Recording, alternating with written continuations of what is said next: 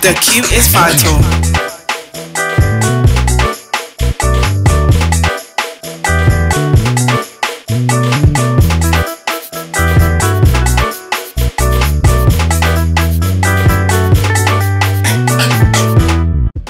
The Q is vital. Guys, and welcome to the Q is Vital show. I have actually made it to Ghana, the motherland, Accra, where I'm from, and I'm going to show you what Ghana has to offer. There's so much that Ghana's got out there that many people don't know about.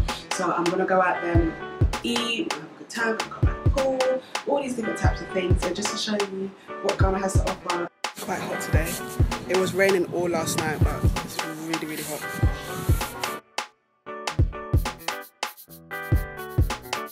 Just having some coconut. Ida, you're struggling.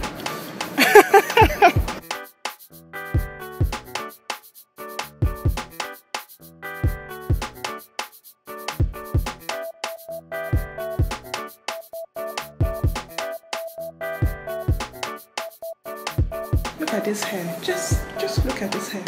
Anyway, the light is on, so I'm going to straighten it. Isn't this better?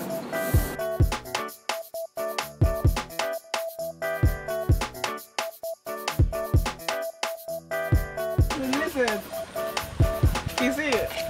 Yeah. Ew. Have you ever like seen a lizard when its tails come off and the tail is still moving? Oh, it's so disgusting.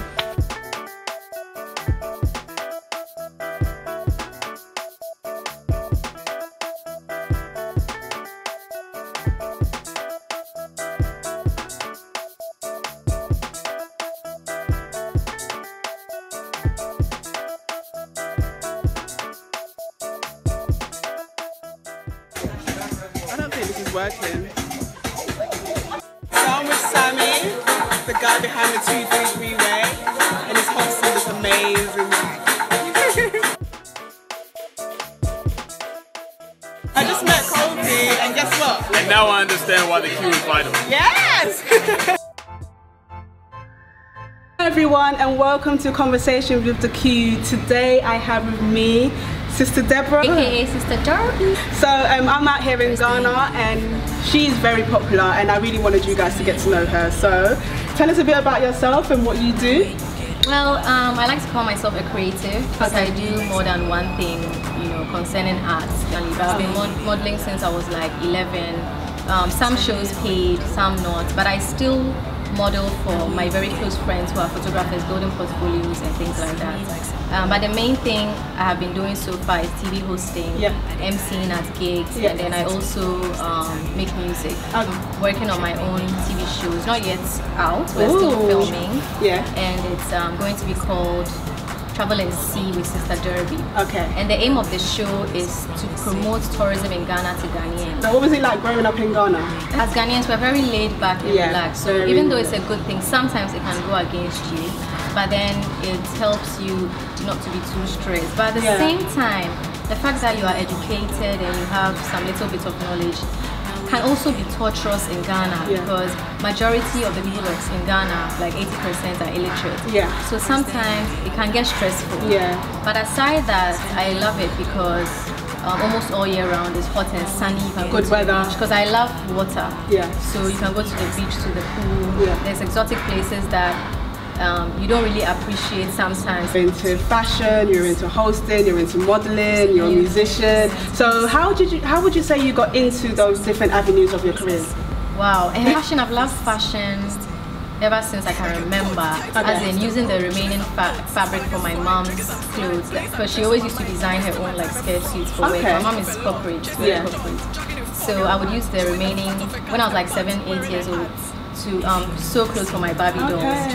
But I was at a video shoot as a video model, and there someone said to me, oh, there's an audition for a commercial, would you like to try a Vodafone commercial? I said yes. And at that same video shoot I met one of the best video directors in Ghana. Okay. And then he also recommended me, he liked my work ethics. He recommended me to be the host for Miss Ghana 2010. I had worked with a company called Charterhouse before because they do a pageant called Miss Malaika. Okay, yeah. And I had taken part in Miss Malaika in 2004. So they knew me. So when they saw that I was in Ghana, they also called me to co-host the Miss Malaika TV show. Okay. And during that time, I was looking for a job in publishing, a job in web. Nothing was happening for like a year. Yeah. So during that time, I was assisting this video director at his company, Famous Films, and at the same time, I was hosting Miss Ghana, I was hosting Miss Malaika. My older brother is a musician, one of the people. So I used to do backup singing for him in London because then he didn't have a band or they couldn't fly the whole band. You know, you're starting up, everything is small. So since I was living there, I would do backup singing, and when they would come back and watch the footage, they were like, oh, she's actually good, or she has potential. So we decided to just make one song, which was Uncle Obama. Okay. Yes, and since then, from the response, the impact. It was a huge impact. So, have you met President Obama ever since your song? Oh no. I told them on CNN that it wasn't about it. He went on to CNN and it was like this big thing. I was like, okay, it's not that serious. He does have a pet monkey. As for President Obama, I know he's a cool person and I don't expect him to get offended. But if he is offended in any way, I do apologize. It's not about him. Yeah, that my latest video, Bola, I asked you to be the model in it. That's a great video, by the way. Do you have that pink bin?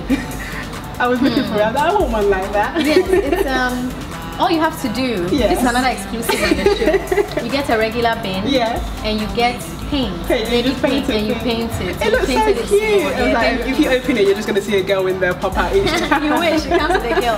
And even air conditioning inside. So when we really get to know Sister Debbie, so I've got this, the Q. Let's just tell her 2 options and she has to pick one really quickly. She can't think. Okay, you ready? Okay. Trotro or taxi? Taxi. Butter bread or sugar bread? Sugar bread. Modeling or presenting? Modeling. Singing or acting? Acting. City life or village life?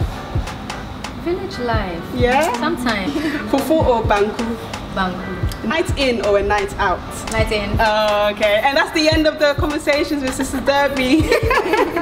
I hope you enjoyed it, and I'm going to leave links below on how to get in contact with Sister Debbie and all her videos. I love her, guys, so you're going to get to know her too. Thank you so much.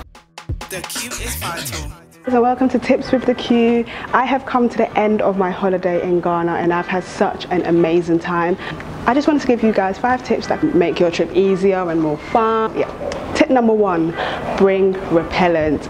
Ghana is a tropical country and that means we've got mosquitoes. We've got loads of them. They come out at the night most of the time, especially if you're in an area where there's loads of grass, there's mosquitoes there. So bring repellent, spray that all over you, and if you miss a spot on your skin, the mosquito will go to that spot right there, so you need to make sure that you literally spray it. Number 2, Ghana at the moment has got some electricity issues, so I've got a power bank.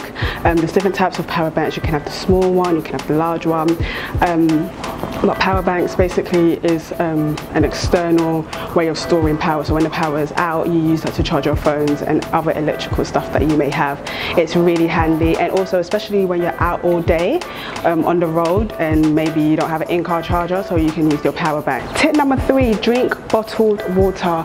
The water that comes out of the tap in Ghana is not safe. You can't drink it. The water that comes in sachets as well, that's not safe to drink. It can be, I don't know, I had one and I was okay, but my friend drank some and she threw up. Like you can't have it. So I would say drink bottled water. Before, when you are out shopping, if you're going to take a taxi, make sure you haggle the price no matter what price they tell you.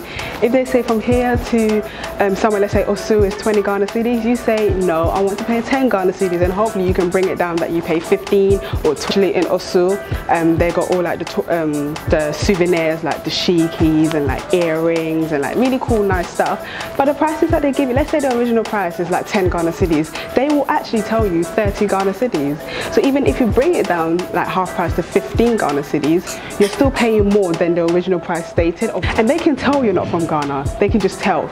Even I'm gonna go out just like this, like I've got my braids, I've got my dashiki, but they can tell that I'm not from Ghana. Tip number 5, come with an open mind. I think that is the most important tip. My friend recently came to Ghana last year. It was her first time, and I actually drilled it in her head to come with an open mind, because you're coming to a totally different world. If you're going to come in a mindset when you come from like the UK or the US or somewhere in Europe, and you come with a closed mind, you wouldn't enjoy yourself, you wouldn't like it. Come with an open mind, try the local dishes, meet the local people, listen to the local music. I think that's the most important tip. There's light off, there's water off, you know, things that, you know, are basic in a first world country. It's not here, so you need to come with an open mind, or else you're gonna hate it, you're not gonna like it, you're not gonna enjoy yourself. But I have a fab time in Ghana, and I hope that this episode has shown you what Ghana has to offer. For my tips, I hope you enjoyed it.